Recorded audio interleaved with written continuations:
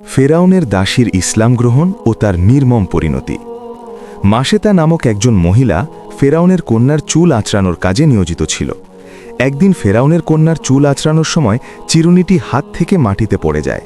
তা উঠাতে গিয়ে তার মুখ থেকে বের হয়ে গেল, হে আল্লাহ, তোমাকে অমান্যকারী ধ্বংস হোক। একথা শুনে ফেরাউনের কন্যা জিজ্ঞেস করল, ফেরাউন ছাড়াও তোমার কোনো খোদা আছে নাকি? দাসী জবাবে বলল, আমার খোদা সেই খোদা যে ফেরাউনেরও খোদা, শুধু ফেরাউনের নয়, আসমান জমিনেরও খোদা। তিনি একক, তার কোনো শরিক নেই।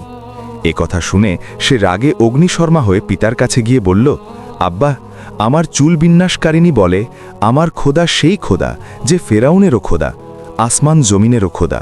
তিনি একক, তার কোনো শরিক নেই। ফেরাউন বলল, তাকে এক্ষুনি হাজির করো।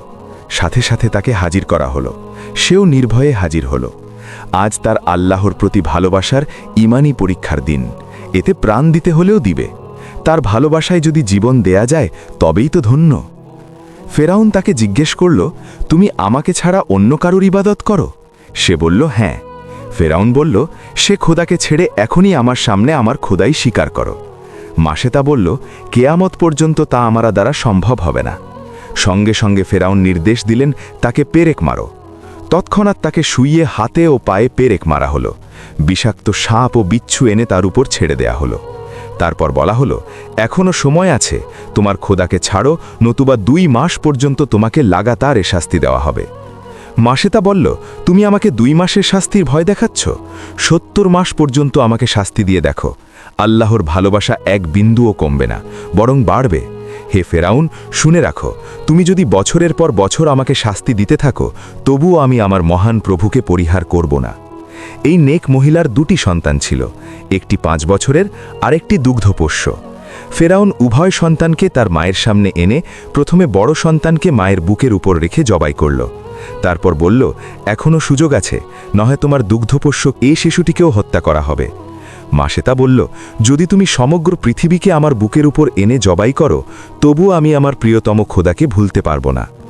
কথা শুনে হুকুম দেয়া হলো, এ শিশুটিকেও তার বুকের উপর রেখে জবাই করো।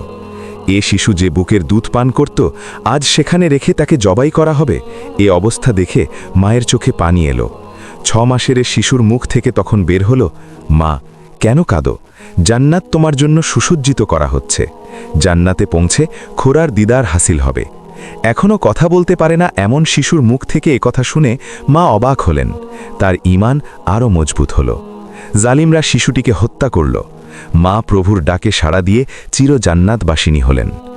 তাফসিরে দুররে মানসুরে আছে, রাসূল সাল্লাল্লাহু আলাইহি ওয়াসাল্লাম যখন মেরাজে যাচ্ছিলেন, বোরাক মিশরের কাছাকাছি এসে ময়দানে পৌঁছল, তখন জান্নাতের খুশবু তিনি অনুভব করলেন। বললেন, খুব সুন্দর সুঘ্রাণ পাচ্ছি, মনে হয় এটা জান্নাতের সুঘ্রাণ। জিব্রাইল বললেন, জান্নাত তো অনেক দূরে, মনে হয় ফেরাউন কন্যার কেশ বিন্যাসকারিণী মহিলা মাশেতার কবর থেকে এ সুঘ্রাণ আসছে। সুবহানাল্লাহ। প্রিয় দর্শক, এই গল্প যদি আপনার ভালো লেগে থাকে তাহলে এখনই একটি লাইক দিন। প্রতিদিন এমন বাস্তব ও শিক্ষণীয় ইসলামী গল্প পেতে আমাদের চ্যানেলটি সাবস্ক্রাইব করুন। আর আপনার মতামত নিচে কমেন্টে লিখতে ভুলবেন না। জাযাকাল্লাহু খাইরান।